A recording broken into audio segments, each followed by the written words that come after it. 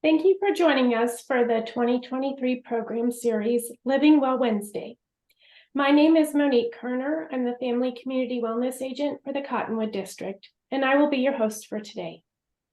Our Living Well Wednesday is a virtual learning series hosted by K-State Research and Extension, family and consumer sciences professionals from across the state of Kansas. Many of our topics will touch on a wide variety of essential skills that will empower you and your family to live, work, and thrive. Before we get started, I just want to go over a few housekeeping rules. Be respectful and open of others throughout the presentation.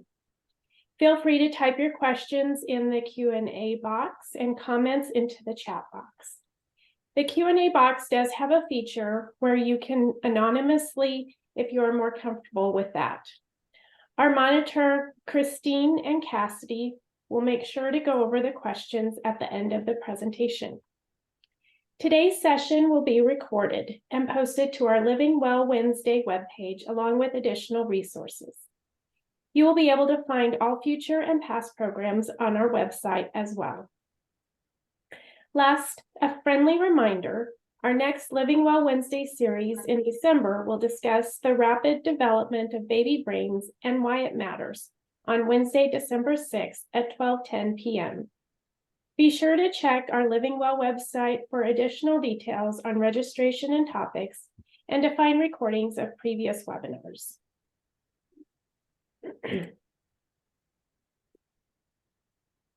We do want to acknowledge that KSRE is an equal opportunity employer.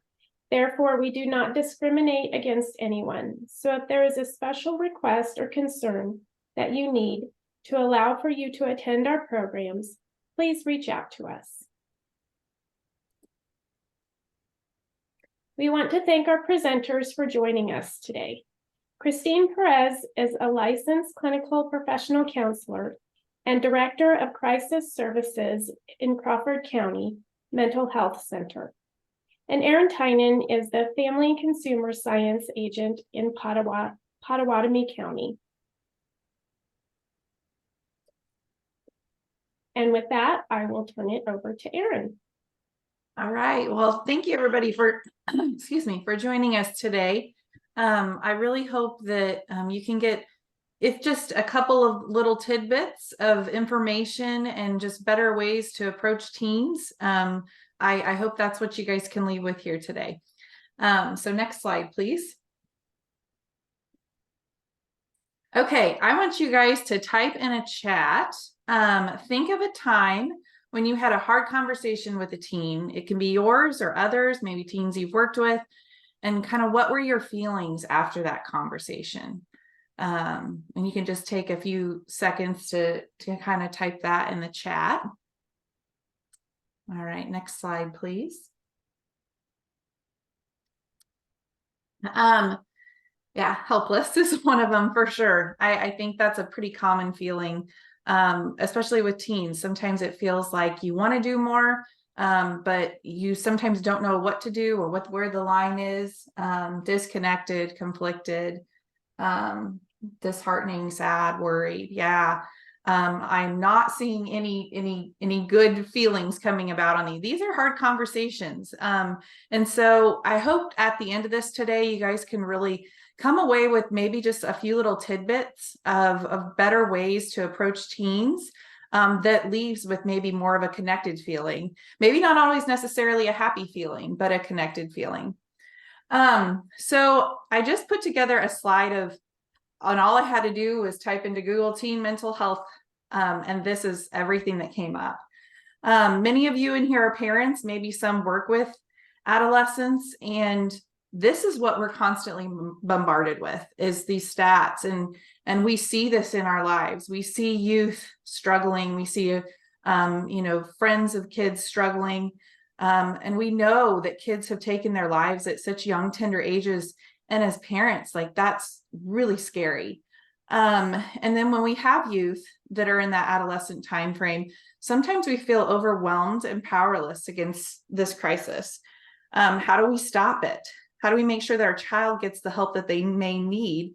And really, how do we identify when they may need extra help versus just what's normal teen angst. A lot of times I think we see a kid have a really cruddy week, as which adolescents typically do that. And we wonder, is this a major mental health concern?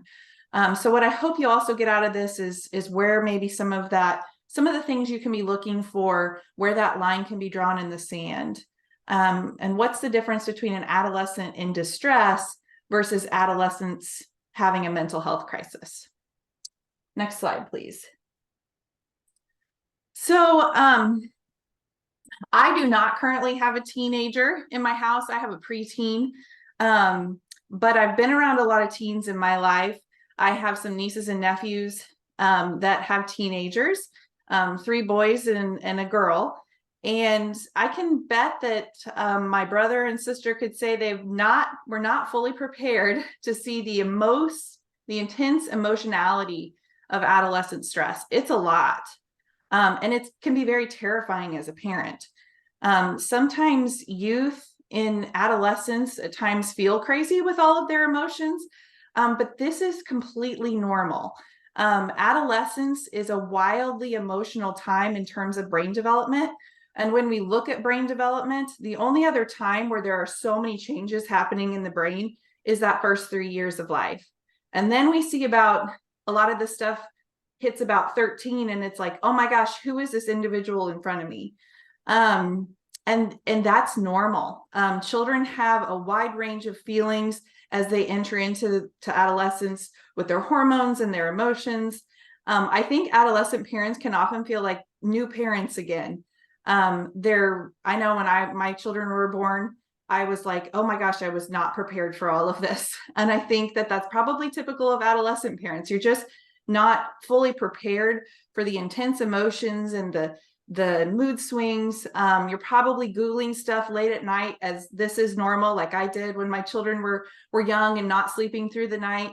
And I think no matter how prepared you are, you never quite feel prepared enough. And that's a total normal feeling when working with adolescents or being an adolescent parent. Next slide, please. So one thing to keep in mind about mental health is not always about feeling good. I think in our society, a lot of times we think that that strong mental health is somebody that's happy and somebody that's positive.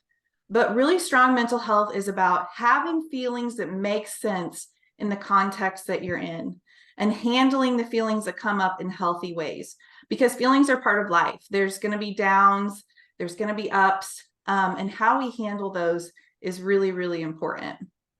Next slide, please. So put in chat some distressing events to a teen, or maybe a distressing event you had as a teen. I think we can all reflect back on some of those times in high school and think back very vividly to certain ones as adolescents change in routine, breakups, friend issues, divorce. Yes, all of those are very distressing to a teen. And we have maybe experienced those or seen others experience those. Moving, yes, grades. A child gets cut from varsity. A child gets excluded from other friends. And I think that's even more prevalent now as we have social media and things like Snapchat that we can see where all of our friends are at. And we're the only one that wasn't there and that wasn't invited. So there's just almost a new layer of some of that exclusion that children are experiencing, failing a test. All of these are going to foster distress, differences in teen and friend groups. Yeah. This is a life that teens live with every day. But one thing that I hope you kind of get out of this too is maybe a little change in your framework. The presence of distress is important to youth. It actually shows the child cares. And so when your teens are having some of these issues, I think it's really important to see, maybe do a little bit of a framework shift that's like, oh, like they really care about their friends, or they care about this test, or they care about that team. And that's why this is such a distressing event to them. But what we need to be watching for, as far as do we need to pursue maybe some mental health counseling, is what happens after these events. Next slide, please. So these are kind of pictures of some coping mechanisms. So your child gets feeling like they're left out from their friends. They see all their friends are at the mall and they're not there and they weren't invited. Does your child go listen to sad songs? Do they talk to a friend? Do they cry? Are they going for a walk or a run? Are they getting in nature? Are they going out and playing that basketball game that they love? Maybe they're pondering how to prevent a preventable thing from happening again, like I failed that test. I need to study more for a test. These are all very typical coping mechanisms to stress. What you really need to be watchful for with teens is what happens when they don't, they're not doing some of these healthier coping mechanisms. Like, for instance, I'm going to go get high for a week until these feelings calm down. I'm going to go blast the people on social media who made the team because I didn't. I'm going to go get on video games and I'm going to zone out and not go to school for a week. Those are all coping mechanisms too, but those are coping mechanisms that have a cost. Going out for a run is something that is not costly. It's actually good for your body. Letting yourself cry, those kinds of things, those are not costly coping mechanisms. And so when you think about it that way, is this doing harm to them? Is this doing harm to others? If so, then maybe that is a time where you're like, okay, I think we need some extra help here. But seeing your child in distress and seeing them kind of seek out some of these coping mechanisms is really normal and an important part of adolescent development. They're going to face distress the whole rest of their lives, and they have to figure out how they're going to handle that. Can they kind of come to grips with those emotions? Are they letting you in on some of those emotions? They need to learn how to deal with these and cope with these in a way that allows them to heal from it and move on. So the next couple of slides, we're going to kind of talk to you as a parent or someone working with adolescents about how to kind of help them move through some of these emotions. Next slide, please. So how we handle ourselves in these moments is really, really pivotal. We serve as a steady presence. And this, I think, is the biggest part of all of this. And one of the hardest parts is to just be that calm, steady presence, even if you're faking it. I wouldn't say that we need to fake a lot of things, but in parenting, this is sometimes one of those things. When your children are little and they fall down and they hurt themselves on their bike, the first thing they do is they look up to you to see what your face looks like. And adolescents are no different. If you are on the ceiling because of an issue that your child came home with, your child becomes even more terrified because they, in their minds, think, I thought this was a 15-year-old problem. I didn't realize this was a 45, 50-year-old problem too. And again, this is a lot of subconscious things that they're thinking. But with our composure, we can really do a lot of this work for them to help them compose themselves. So I put a little picture of some these little bottles with glitter in them. So what settles the glitter inside that bottle is when it's being held by a steady hand that doesn't shake the exterior. And sometimes as a parent, and I am totally guilty of this, I do this all the time as a parent, there's not a single parent that could say that they don't fall victim to this. We get inside that bottle and we become the glitter too, and we shake it all up. And it's oftentimes because we're not coming from a place that we feel that we can be calm. And we just add to the chaos. And I even have, this knowledge in my profession and in my background and in my, work that I've done at K-State. And I still get in that bottle with my kids sometimes when they're really upset. It's a really, really hard thing to do. But this is the 95% of the battle with kids of all ages. And compose yourself before you enter in any kind of emotionally intense situation with your kid. And sometimes you might need to, if they tell you something, take a little break from the story and come back so that you can really serve as that strong, steady presence. And oftentimes I think as adults, we want action. We want to try to take the pain away from them, but know that presence in itself is an action. Next slide, please. So your child comes home and they tell you something that was really upsetting about their day, or they were left out of something. And it's sometimes hard to know what to say in those moments.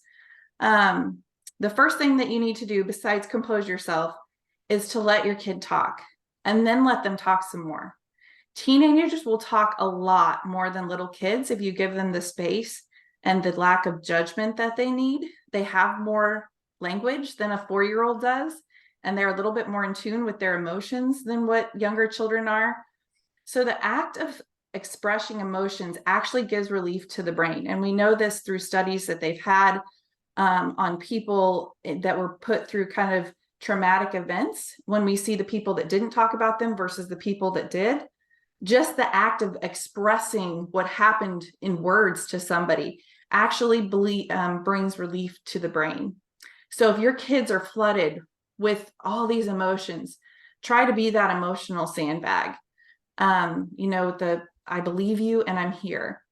Again, presence is an action, even if it feels like nothing. One tip that I always give to younger parents that I think works here too is try to pretend to be a sportscaster in these moments. So when you think about what a sportscaster's job is, they want to kind of create dialogue around what's happening in front of them without any judgment about what's, if they're watching a game, they don't say, oh, number 42 is horrible, look at him. What they're going to do is they're going to say exactly what they're viewing and seeing.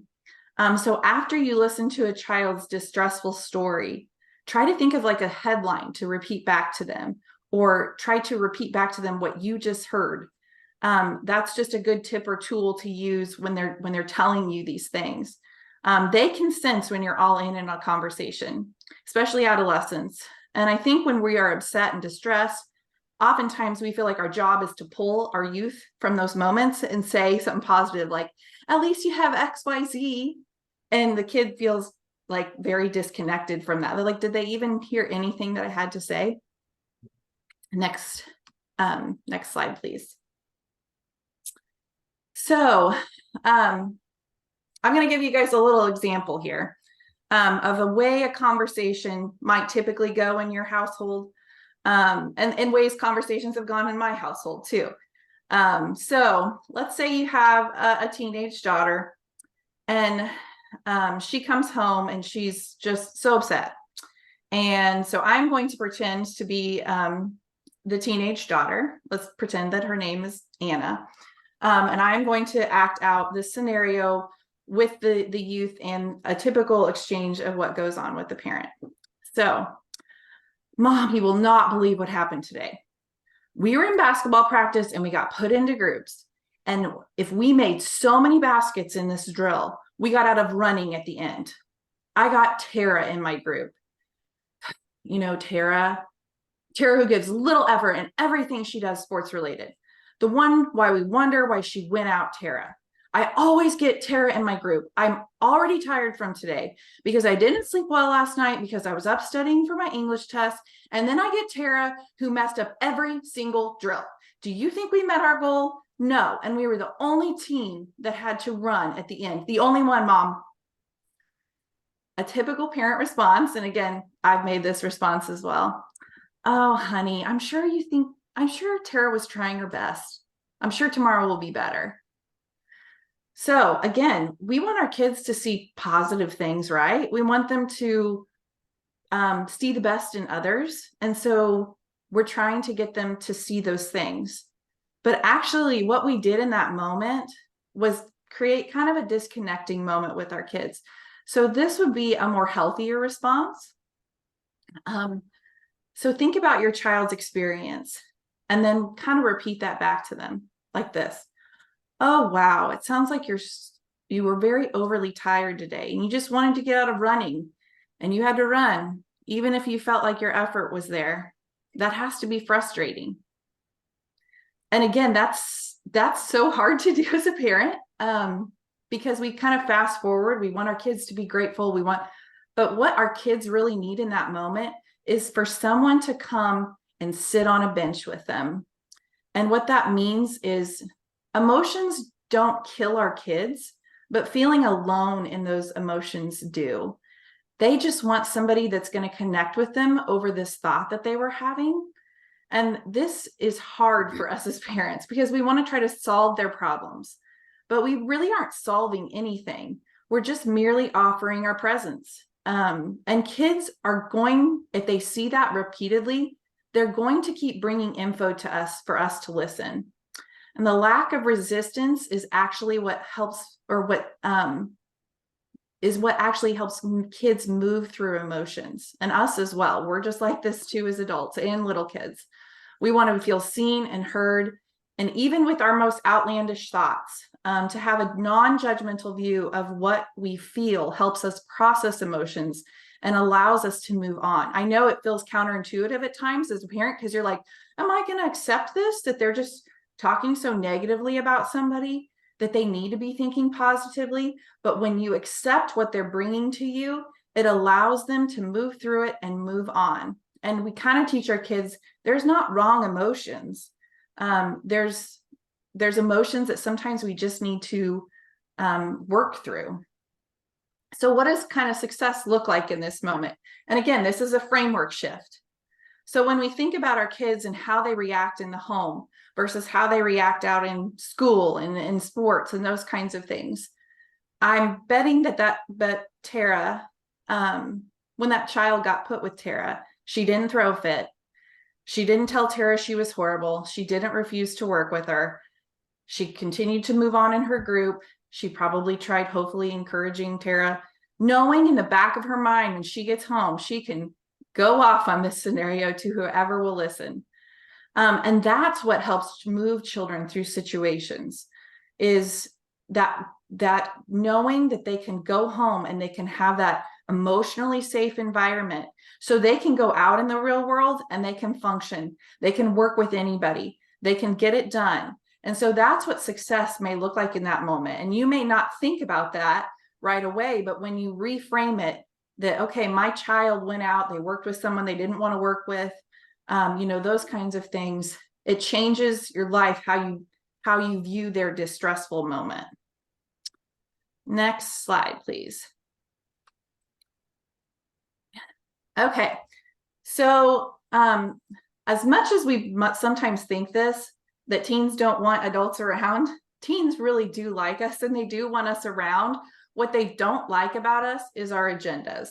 And oftentimes, in parenting, we're constantly telling our kids, you need to go, I'm in the age where I have to remind them to brush their teeth all the time, things like that. We're constantly kind of telling our agendas to them. You need to make sure you practice. You need to make sure you get your homework done, things like that. Take some time in every part of your day to be a potted plant parent, to just be there. That's what plants are. They're there. They're in taking everything from their environment and all the elements of their environment. They're not offering, their own suggestions. They're just there.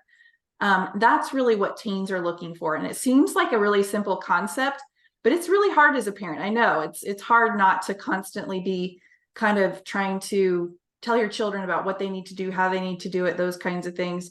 But, and we're going to have aspects of that in all parts of our days, but take time to just listen to your kids and not offer up any sort of agenda. Next slide, please. So we tend to fast forward our kids' lives. I know I do it, especially when your kid comes home, they're complaining about something and you just want them to think positively or move through it. And you're like, am I going to have this 45-year-old in a work environment that can't work with anybody because they can't figure out how to work with others? I know we all typically think this, like I do it as a parent. It's easy for us to constantly fast forward. Your kids need to let out steam so they can function and perform when they're in the world. We rarely get a good picture of our kids' mental health functioning inside of our homes.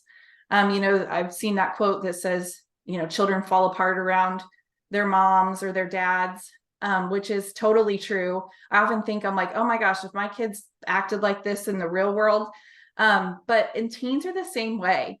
They hopefully can come home to a home where they can fall apart. And I think as parents, we sometimes spiral with that, like, oh my gosh, is my teen constantly distressed? But they're coming home to a place where they can let that go, so they can go out inside of the real world and be sturdy, solid human beings. Okay, next slide. So just a little tidbit about social media. Social media, I know has huge, strong influences with today's adolescents. And just a few little tidbits about it. I think, that we've captured some people that work with adolescents or parents of adolescents. Social media has its pros and cons, and there's a lot of negative with it. But I think as adults, we don't always see how our youth interact with it in a way that we can even understand. Because growing up, probably none of us had a phone attached to our hands that could do all the capable things that youth can do with it now. So when you're approaching social media conversations with youth, try not to demonize it. What it means to them, we'll never understand. And no one wants advice from someone who really doesn't get it.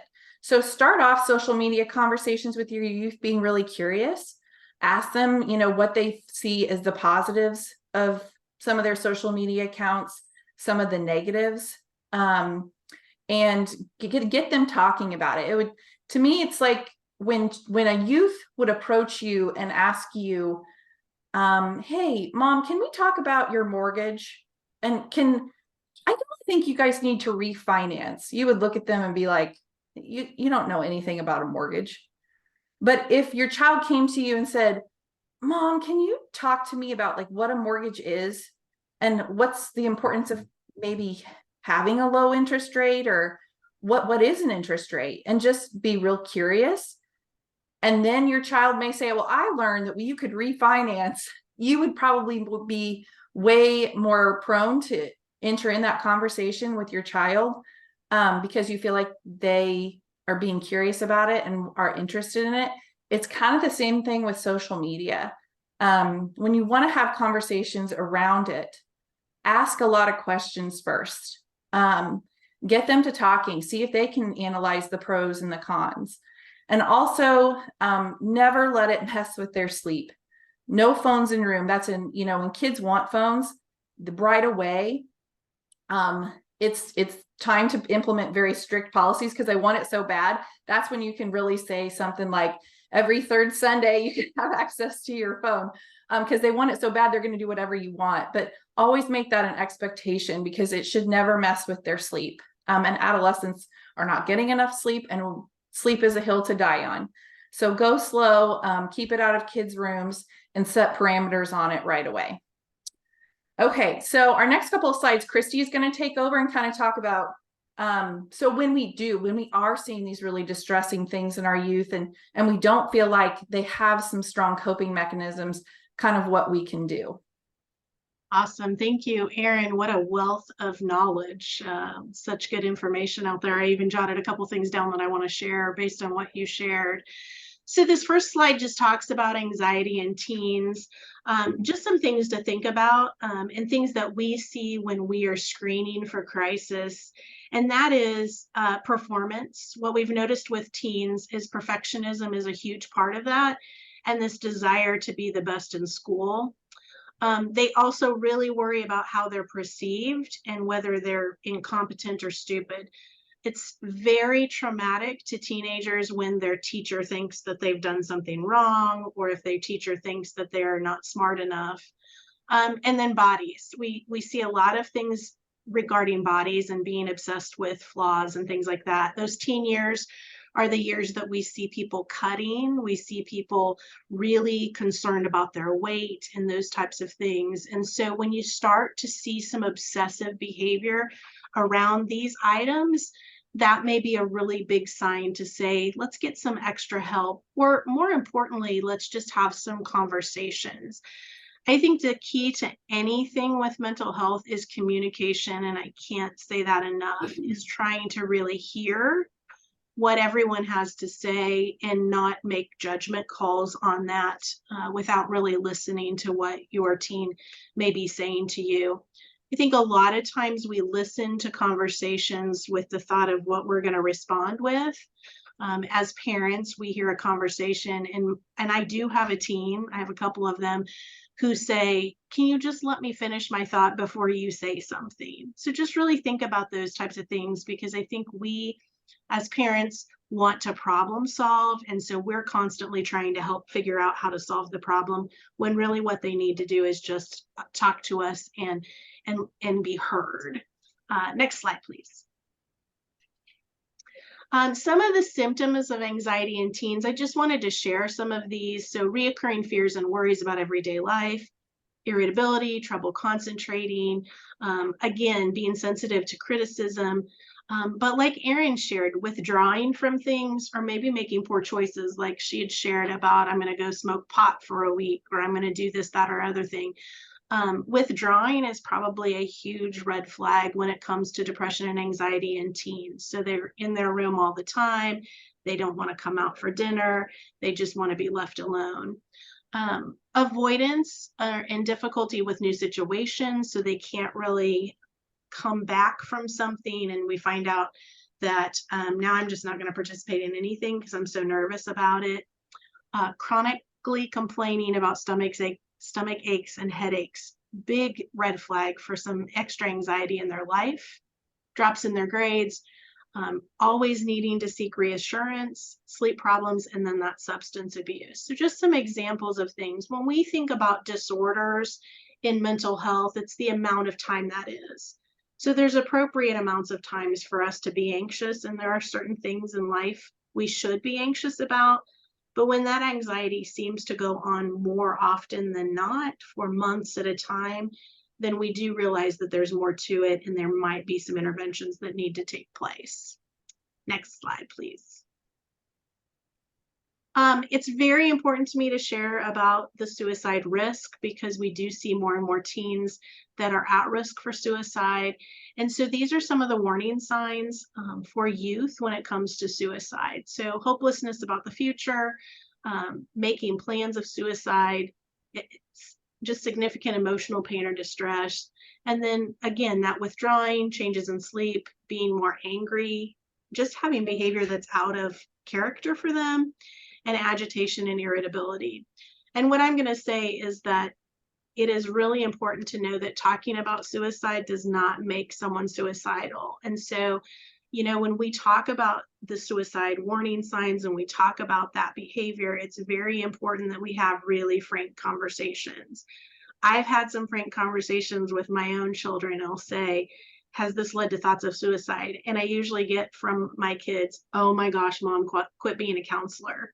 And I'd much rather them say that than me not ask them the question and there be something that I'm missing. So I think it's important that if you have these concerns, that you have a conversation saying suicide's really scary, and I've seen some things about suicide in youth. Are you ever having thoughts like that? And that gives them an opportunity to share the thoughts that they may be having, and just to share kind of what's going on with them. We screen more and more teenagers for these suicidal thoughts, and we find out that they've been cutting, and we get them in our offices and we have parents in tears because they just didn't have any idea. And that's not their fault. It's just that those conversations need to be happening, and to try to open that line of communication so that teenagers are comfortable talking about that is really, really important. Next slide, please. Seeking help for your teen. You can start with any of these. So local mental health center, there's lots of online resources, local physicians. So I share as a parent of a teen, my daughter probably talks more to her physician about what's going on with her than any other person, than a therapist, than anything. She has a really good relationship with her physician, and that's the person that she reaches out to. So I think you have to figure out who is that person? Who is their go-to person? I did a screen with somebody yesterday that their go-to person as a teenager was the resource officer at the school. They said, if I was in a crisis, that's who I would talk to. And what a cool relationship that sheriff's officer has developed with that teen. And I think sometimes we as parents, or we as teachers, or we as friends take offense to that I'm not the go-to person. And what I'd say to that is like whoever that teen goes to, be happy that they're reaching out to somebody and that they're having those conversations with somebody. And I say all the time, if it's not me, I say to my kids, please reach out to somebody. Maybe it's my best friend that they see as a, you know, I'm going to talk to mom's friend because she's not going to wig out like mom's going to if I say this. And so that, while sometimes hurts my mom heart, it makes me feel good that I have taught my child to make those connections with people and find those people, safe people that they can talk to. Next slide. So 988 is super important to me. Anytime I screen a kid, I ask them if they know about 988. And so I get kind of on a soapbox about 988. So for the most part, when I go into schools, I have kids say, yes, I've heard about it, which is really exciting for me, even as young as second graders. So teachers are out there talking about this service, and I hope that you will continue to have those conversations. I do like to talk about 988 from the sense of how it works, because I think that's really an important conversation. So when a child calls 988, or an adult calls 988 or chats or texts, they're talking to somebody from our state. So in Kansas, it is based on area codes. So if you're in a 316 area code, your call is going to be sent to the Wichita area. If you're 913, it's going to be sent to the Lawrence area. So it's based upon your area code. And I think that that's important for us to realize. And I tell students all the time, is you're getting connected with somebody in Kansas that knows what it's like to live in Kansas, not somebody in California that doesn't understand what our culture is like. And then those calls then get dispatched further down. So we've had a situation, I'm in Crawford County, so we had a situation at one of our local middle schools where a student reached out to 988, and it was enough of a situation that they dispatched the sheriff's department out to that person's house to talk to them. And we ended up doing a hospitalization on somebody that was actively suicidal that needed that intervention. So the system works. Are there glitches in any system? Absolutely, but we've seen the system work really well, and we want to just continue to communicate that to everybody so that they know that service is available. Next slide. Which I think is, okay, very good. Yeah, so I'm going to round out today's presentation with the importance of self-care, and taking care of yourself when you have adolescents is huge. It's huge in, I think, any time frame of being a parent. Because as you can see, so much of how your children handle situations and how they process things and how they move through emotions can oftentimes be how you show up as a parent. And you're, at the end of the day, we're all tired. You don't want to hear your kids' 20,343 complaints and injustices when they get home. So make sure you're taking care of yourself. When your children hit, that 12, 13 age range, maybe it's a little earlier for some, you're going to have to find other sources of gratification, especially if you had, that you got a lot of gratification from the hugs and the kisses and the, all those things that you get when your children are little. So by the time your children are 13 or 14, they're not going to be the ones that make you feel good about yourself. Those, like I said, those early years, you get a lot of that love, and that, they're just constantly in your face all the time. And I think we get accustomed to that as parents, that will just always be there. But as they enter into that adolescent phase, it's not going to be there. And that can be really sad for a parent. So find the outlet that really makes you light up, and because you will need it once you don't get that from your kids. I love this quote that says, self-care says, I love you, or self-love says, I love you. Self-care says, prove it. So it's finding those things that really light you up and give you joy. And think about, if I was in a relationship with anyone else, what would I do to show that kind of love, and show that love to yourself, and know that every time your child changes, you have to change too. And sometimes that's getting to know yourself again. I think there's that big shift when you have a baby, and it's like sometimes feel like you're an alien, because you have to make such a huge shift in who you are. And I think another one of those shifts happen in adolescence. So really important to take care of yourself when you're handling a lot of these distressing events that your teens may be having. Okay, next slide, please. Those are just some references. So we do want to open it up for questions that anybody may have. You can type, if you prefer to type something in the Q&A and make it anonymous. I know some of these are some pretty hard issues that people are dealing with. And so we definitely want to make sure that you get any questions that you have answered. You can also type them in the chat, or if you feel comfortable, you can definitely unmute and ask those. Erin, one in the thing chat. Sorry, go ahead, Christine. Erin, one thing I wanted to share was just that one thing that you had talked about with the parents is that, you know, the kids are really hard on us as parents, and I think, and you guys as parents.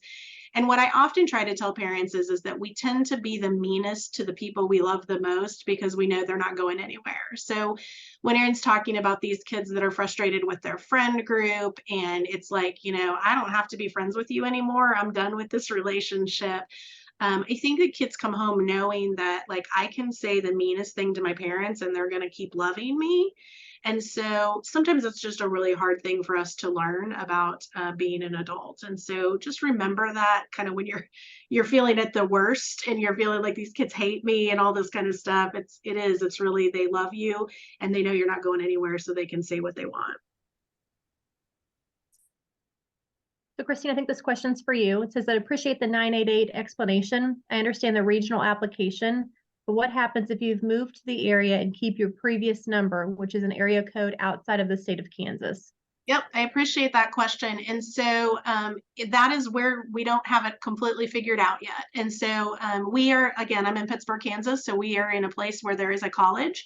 So if your area code is from West Virginia, then it's going to go to West Virginia. So right now, that's how 988 is set up. It's based on area codes. Is there hope of doing geolocation? Absolutely. Similar to 911, we just aren't there yet. So you're still going to get a call and you're going to get routed to someone that's going to answer the phone. The other thing that what we found is even moving just within the state is I got a call that came through 988 to our location, and it was somebody in Ottawa, Kansas. We easily keep them on the phone and we transferred that up to their location so that we could make sure that they were getting the services that they needed. So we all are working on that process, but for now it is not based on geolocations. We really see that glitch, especially with college towns and things like that.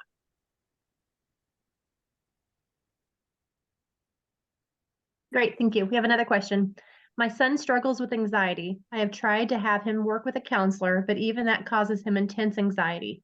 How do I balance this? The whole purpose of meeting with a counselor is to strategize solutions for dealing with anxiety, but the solution is causing more anxiety.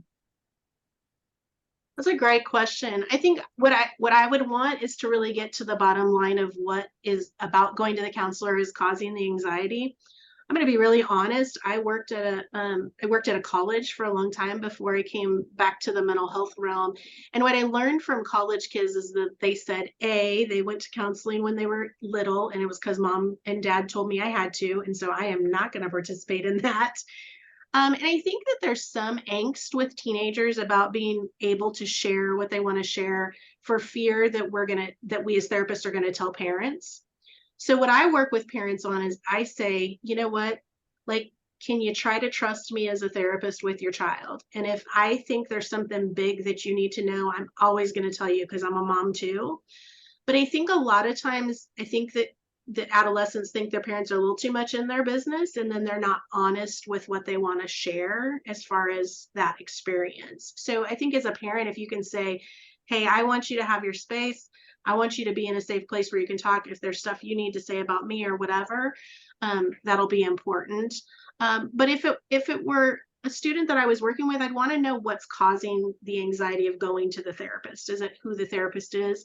And you need to shop around. If a student is not happy with somebody that they're with, you're wasting your money. And so trying to really find them the right person to be with. And it's okay to tell a counselor you're not that person. And if that counselor gets their feelings hurt, that's on them. That's not on you. So I think you do have to make sure that the person's really comfortable with who they're seeing.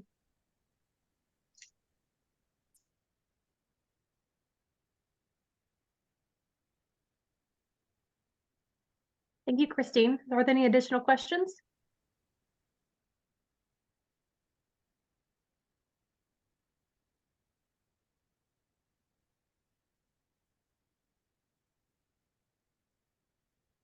I will share so someone typed in the Emotional Lives of Teenagers is the book that's referenced right here. I believe her first name is Elizabeth Demore.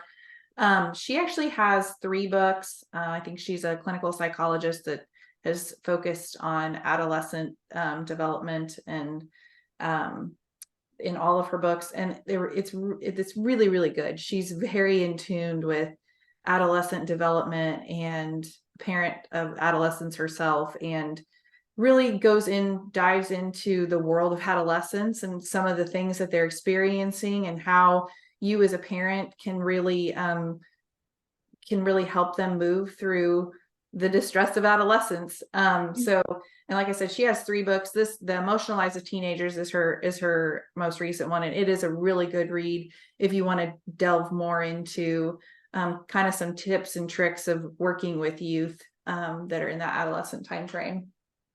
We have one more question. Like with college professors where you can rate them and make comments, does something like this exist for therapists? That is a great question. So, I mean, I know that you can go online and and you can rate people online. I think what I tell people all the time is that I would be cautious about what you read online, because I would say to anybody here, how many times have you put an evaluation of the best restaurant you've ever been to? We tend to only put complaints online. We don't really say this is the greatest therapist that's ever existed. We tend to be like, okay, if they make me mad, I'm gonna type something up. So I know that there's places online you can look people up and you could see that, but again, I would be kind of cautious about what you see, because I don't know that you're going to see the good. You're going to only see the bad, and so then that maybe puts them in a bad light. That's probably all I can weigh in on that question. That's a good question. I mean, we do our own evaluations in-house, and so that's how we grow our therapists and things like that. And if you have concerns, I would really encourage you to have some conversations, because, you know, if we don't know how to improve those kinds of things, then we can't make those improvements. But I'd be kind of cautious as to what you just generally read online.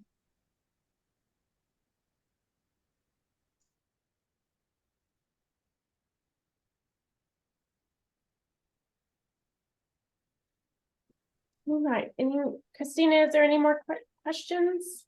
There were several comments that this is a great presentation and that they need this as a monthly update. So as posted in the chat, this recording will be available to share with others or to view at a later time as well. All right. Yes, it's been a great presentation. I've got 2 teenagers at home, so lots of information here will be used frequently in my house. So thank you, Erin and Christine, for taking time to do this presentation.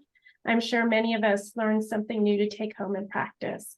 We do encourage you all to complete the survey by using the QR code on the screen. This will also be sent to you right after and will be available on the Living Well Wednesday website. So feel free to provide comments and suggestions. We do hope that you will join us on December 6th for the next Living Well Wednesday, where we will discuss rapid brain development of the baby brain and why it matters. Lastly, if you would like more information or additional resources, please reach out to your local extension agent. If you're not sure where your local office is, you can find it by going to ksre.kstate.edu and select statewide locations, and then hover over your county and find the location of your local office. Again, thank you and have a good rest of your afternoon.